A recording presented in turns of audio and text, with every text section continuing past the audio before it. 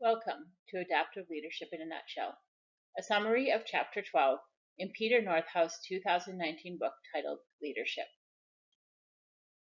The goal of adaptive leadership is to encourage people to change and to learn new ways of living so that they may effectively meet their challenges and grow in the process. The practice of leadership requires that leaders address three kinds of challenges: ones that are primarily technical, ones that have both technical and adaptive components, and ones that are primarily adaptive in nature. Technical challenges are problems in the workplace, community, or self that are clearly defined, with known solutions that can be implemented through existing organizational procedures. For technical challenges, people look to the leader for a solution, and they accept the leader's authority to solve the problem. An example of a technical challenge would be going to the doctor for a broken leg or appendicitis. The doctor is an expert who can do x-rays or tests to clearly define the problem, and then he corrects it through a known intervention or treatment. Some challenges have both technical and adaptive dimensions. These are challenges that are clearly defined but do not have distinct, straightforward solutions within the existing organizational system. The responsibility for addressing the problem is shared between the leader and the people. Being diagnosed with high blood pressure would be an example of a challenge that is both technical and adaptive. Diagnosing high blood pressure is done through a simple procedure. Part of the solution to the problem would be technical in that medication can be given in response to high blood pressure.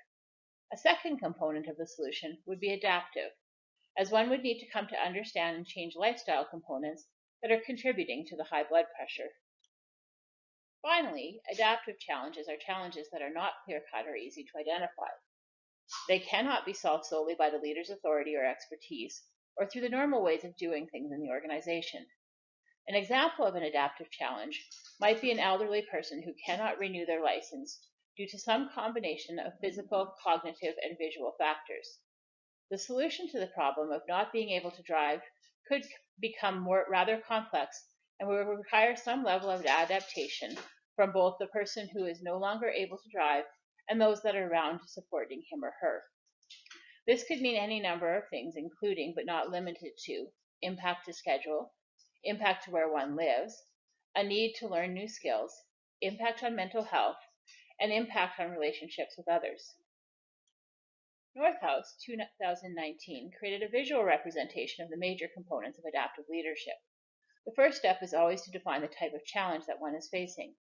While addressing technical challenges is an important part of leadership, adaptive leadership is concerned only with challenges that have an adaptive component to them.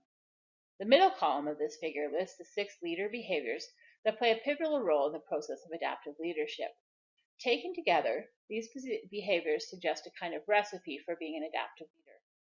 The first adaptive leadership behavior is to get on the balcony. In this step, the adaptive leader is urged to step away from the conflict in order to see it fully, but never to dissociate entirely from the conflict. Effective adaptive leaders move back and forth as a participant and observer between the struggles of their people and the intention of the organization or community. The second adaptive leadership behavior is that of identifying adaptive challenges. Central to this step is distinguishing between technical and adaptive challenges and matching the response to the type of challenge. Adaptive challenges are ones that leaders will be unable to solve by themselves and will thus focus the leader on collaboration with their followers. The next adaptive leadership behavior is to regulate distress to both self and others. Adaptive work often comes with some combination of loss of confidence, loss of familiarity, or loss of comfort. Adaptive leaders need to hold themselves and their followers through this loss. Adaptive leaders must also create spaces where people feel safe to tackle difficult problems, but not so safe that they are able to avoid the problem.